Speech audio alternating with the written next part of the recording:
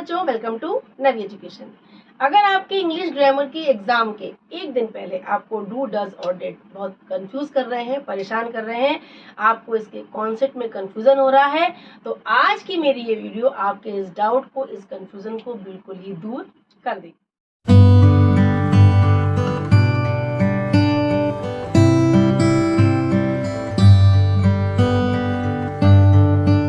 ये do does और did देखने में एक से लगते हैं ना, बड़ा कंफ्यूजिंग लगते हैं, और बच्चों को कितना ही समझा दो वो इसके कॉन्सेप्ट में कंफ्यूज होते ही हैं। लेकिन आज के इस वीडियो से आपको इसका कॉन्सेप्ट बिल्कुल क्लियर हो जाएगा। ओके, अब डू डज और डिड आपके टोटल टेंसेस कितने होते हैं? 12 होते हैं, लेकिन केवल 2 टेंसेस में ये यूज होते हैं और किसी भी टेंस में आपके ये यूज नहीं होते हैं। पहले तो आप ये याद कर लीजिए, समझ लीजिए, केवल 2 टेंसेस में ये डू डज डिड यूज होते हैं, ठीक है। बाकी के आपके सारे टेंसेस में ये यूज नहीं होते हैं। देखिए, डू और डज किस में यूज करते हैं? सिंपल प्रेजेंट टेंस यानी प्रेजेंट इंडेफिनिट टेंस में आप डू और डज यूज करेंगे। एक टेंस ये हो गया। और डिड यूज करते हैं हम सिंपल पास्ट टेंस में यानी पास्ट इंडेफिनिट टेंस में। सिंपल प्रेजेंट में आप डू डज यूज करेंगे, सिंपल पास्ट में आप डिड यूज करेंगे। केवल 2 टेंसेस का यूज होता है इन तीनों में, और किसी भी टेंस में ये यूज नहीं होंगे। इस बात को आप बहुत अच्छे से समझ लें, ठीक है। अब देखिए, डू और डज पहले हम ये समझते हैं। डू को हम कहाँ यूज करते हैं? सिंपल प्रेजेंट टेंस के नेगेटिव और इंटरोगेटिव में, ठीक है। ये तीनों ही आपके, ये डू डज और डिड तीनों ही नेगेटिव और इंटरोगेटिव सेंटेंसेस बनाने में यूज होते हैं, ठीक है। चाहे आपका प्रेजेंट टेंस का हो चाहे पास्ट टेंस का हो। सिंपल प्रेजेंट टेंस में आप नेगेटिव और इंटरोगेटिव बनाने में आप डू और डज यूज करेंगे, और सिंपल पास्ट में आप यूज करेंगे डिड, ठीक है। अब देखिए, प्लूरल सब्जेक्ट होगा। अगर आपका सब्जेक्ट प्लूरल है यानी बहुवचन है, ठीक है, तो हम क्या यूज करेंगे? डू, डज का यूज नहीं करेंगे। अगर आपका सब्जेक्ट प्लूरल है, बहुवचन है यानी मोर देन 1 शो कर रहा है, तो आप क्या यूज करेंगे? डू यूज करेंगे, और डू के साथ वर्ब की फर्स्ट फॉर्म, ठीक है। डू के साथ वर्ब की V1 यानी बेस फॉर्म यानी फर्स्ट फॉर्म। प्लूरल सब्जेक्ट होने पर डज का यूज नहीं करेंगे, डू करेंगे, ठीक है। अब डज आपका ये भी सिंपल प्रेजेंट टेंस में होता है, इसको भी हम नेगेटिव इंटरोगेटिव में यूज करते हैं, सिमिलर कॉन्सेप्ट है, लेकिन ये सिंगुलर सब्जेक्ट के साथ यूज होता है। डू आप यूज करते हैं प्लूरल सब्जेक्ट यानी बहुवचन, लेकिन डज यूज करते हैं हम सिंगुलर सब्जेक्ट यानी एक वचन के कर्ता के साथ, ठीक है। इसमें हम डज का यूज करते हैं, ठीक। अब डज के साथ भी V1 यानी बेस फॉर्म आती है, डू के साथ भी आती है V1 और डज के साथ भी आती है। लेकिन डज के साथ V1 आने पर जो हमारे वर्ब में S या ES लगा होगा उसको आपको हटाना पड़ेगा। वर्ब में आपका S या ES हो यानी प्लेज है, रन्स है, वॉक्स है, कोई भी वर्ब है जिसमें आपके S या ES लगा है, तो अगर आप डज लगा रहे हैं, नेगेटिव बना रहे हैं या इंटरोगेटिव बना रहे हैं, डज लगाते ही इसमें S पहले से ही है, इसलिए हम S या ES को हटा देंगे। इसके साथ हम वर्ब में S या ES का यूज नहीं करेंगे सिंगुलर सब्जेक्ट में, ठीक है। प्लूरल में लगाएंगे हम डू, ये आप समझ गए, और सिंगुलर में लगाएंगे हम डज, ठीक है। और दोनों में V1 का यूज तो होना ही है। अब डिड को हम यूज करते हैं सिंपल पास्ट टेंस यानी पास्ट इंडेफिनिट टेंस में। इसके भी नेगेटिव इंटरोगेटिव में आप डिड का यूज करते हैं, ठीक है। अब आप, लेकिन इसमें क्या है, इसमें एक आपका कॉन्सेप्ट इजी है कि आपका सब्जेक्ट चाहे सिंगुलर हो चाहे प्लूरल हो, यानी ऑल सब्जेक्ट्स के साथ आप डिड लगाएंगे। इसमें कोई भी कंफ्यूजन नहीं है। सिंपल पास्ट टेंस में आपको डिड लगाना है नेगेटिव बनाने में या इंटरोगेटिव बनाने में, और सब्जेक्ट कोई भी हो, चाहे वो एक वचन का हो चाहे वो बहुवचन का हो, यानी सिंगुलर हो चाहे प्लूरल हो, आपको डिड का यूज करना ही है सिंपल पास्ट टेंस में। लेकिन डिड के साथ आपकी V1 आनी है, क्योंकि सिंपल पास्ट में क्या होता है? V2 यानी वर्ब की सेकंड फॉर्म होती है।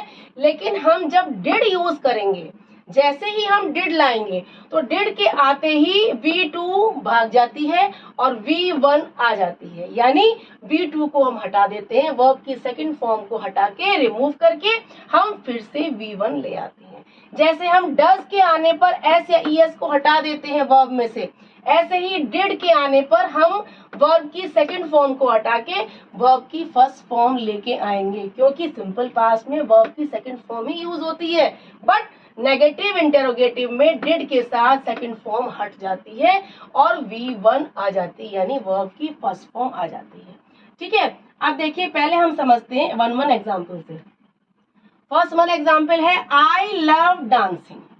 ठीक है, आई लव डांसिंग, यानी आई के साथ हमने क्या यूज किया, लव, ये क्या है, वर्ब की फर्स्ट फॉर्म है, V1 है। ठीक है, और साथ में क्या है, डांसिंग आपका मेन वर्ब है। अब हम क्या यूज करेंगे, आई को हम प्लूरल मानते हैं, आई हो, वी हो, यू हो, दे हो, यानी ये सब हमारे प्लूरल होते हैं। आई भी प्लूरल है, यू भी प्लूरल है, सिंगुलर प्लूरल दोनों में हम आई और वी यूज करते हैं, लेकिन वर्ब हम लगाते हैं प्लूरल वाली। ठीक है, आई लव्स नहीं होगा, आई लव डांसिंग, V1 आ गया। हमने क्या किया, नेगेटिव बनाने में क्या किया, आई डू नॉट कर दिया, हमें डू लाना है ना, I do not love dancing. ठीक है, अब हमने बनाया interrogative, do I love dancing. ठीक है, हमने देखिए आई के संग क्या लगाया, डू लगाया, क्योंकि आई को हम क्या मानते हैं, प्लूरल मानते हैं। आई वी यू दे ये प्लूरल ही होते हैं। ठीक है, डू आई लव डांसिंग, हमने क्या लगाया नेगेटिव में, डू नॉट, और इंटरोगेटिव में लगाया डू, पहले यूज कर दिया, तो हमारा सेंटेंस बन गया question sentence, do I love dancing. अब देखिए आई वी यू दे या फिर कोई भी प्लूरल सब्जेक्ट हो, हम आई वी यू दे इनको क्या कहते हैं, ये सारे प्लूरल सब्जेक्ट्स हैं, ये क्या है, प्रोनाउंस हैं और प्लूरल सब्जेक्ट्स हैं। और इसके अलावा भी यदि हम किसी का नाम भी यूज करते हैं, या हम बॉयज गर्ल्स कहते हैं, या हम चिल्ड्रन कहते हैं, या कुछ भी आपका प्लूरल सब्जेक्ट है, तो हम डू ही यूज करेंगे, डज का यूज नहीं करेंगे सिंपल प्रेजेंट में, और वर्ब की फर्स्ट फॉर्म तो आएगी ही। ठीक है, अब इसका वन एग्जांपल और देखते हैं, दे ओबे ट्रैफिक रूल्स। दे क्या है, प्लूरल है, हमने फिर से वर्ब की फर्स्ट फॉर्म लगाई, ऐसे ईएस नहीं लगाया, दे ओबे फर्स्ट फॉर्म है। ठीक है, ओबे ट्रैफिक रूल्स। अब इसका हमने नेगेटिव बनाने में हम क्या यूज करेंगे, हमारा प्लूरल है इसलिए हम क्या लगाएंगे प्रेजेंट में, do, do not obey traffic rules. ठीक है, दे प्लूरल तो हमने क्या लगाया, डू नॉट, ये हो गया नेगेटिव। फिर हमने बनाया इंटेरोगेटिव, डू दे ओबे ट्रैफिक रूल्स, हम डू पहले ले आए, तो ये हमारा सेंटेंस कैसा बन गया, इंटेरोगेटिव। आपने देखा प्लूरल सब्जेक्ट्स होने पर आप सिंपल प्रेजेंट टेंस में, यानी वर्तमान काल में, प्रेजेंट इंडेफिनिट टेंस में आप डू के साथ V1 लाएंगे। ये क्लियर हो गया। अब देखिए डज, ही लव्स प्लेइंग। अब हमारा ही क्या है, सिंगुलर सब्जेक्ट है, तो हमने वर्ब में क्या लगाया, एस या ईएस। ठीक है, हमने क्या लगाया, वर्ब में हमारा क्या है, सिंपल प्रेजेंट टेंस में ये रूल है कि सिंगुलर सब्जेक्ट होने पर पॉजिटिव सेंटेंस में वर्ब में एस या ईएस लगता है। लेकिन जब हम नेगेटिव बनाते हैं या इंटेरोगेटिव बनाते हैं, तो हम क्या ले आते हैं, डज ले आते हैं। डज आने पर हमारा एस या ईएस हट जाता है। ठीक है, एस या ईएस हट जाएगा, क्योंकि हमारे डज में पहले से ईएस है। ठीक है, इसलिए हम एस या ईएस को हटा देंगे। ही डज नॉट लव, हमने लव्स का कर दिया लव, क्योंकि डज आ गया, he does not love playing, ये नेगेटिव हो गया। डज ही लव प्लेइंग, ये इंटेरोगेटिव हो गया। देखा, सिंपल प्रेजेंट टेंस में हमने डज का यूज कैसे किया, मेन एक ही आपका इसका कॉन्सेप्ट है, सिंगुलर सब्जेक्ट होगा, डज का यूज करेंगे, डज का यूज करने पर वर्ब का एस या ईएस हटा देंगे। नेगेटिव में डज नॉट आएगा, इंटरोगेटिव में डज पहले आ जाएगा। हो गया आपका पूरा। ठीक है, अब देखिए ही शी इट हो या कोई भी सिंगुलर सब्जेक्ट हो, एक वचन का कर्ता हो, या ही शी इट हो। ठीक है, इनके साथ आपको क्या करना है, डज का ही यूज करना है नेगेटिव इंटरोगेटिव में, सिंपल प्रेजेंट टेंस में। डज नॉट नेगेटिव में और डज पहले आना है इंटरोगेटिव में। ओके, अब देखिए इसका वन एग्जांपल और देखते हैं। माई मदर लव्स मी, मेरी मम्मी मुझको प्यार करती हैं। ठीक है, माई मदर क्या है, सिंगुलर है कि प्लूरल, सिंगुलर है, सिंगुलर था, एक वचन था, तो हमने क्या किया, लव में एस लगा दिया, लव्स हो गया। ये रूल है हमारा सिंपल प्रेजेंट टेंस के पॉजिटिव का।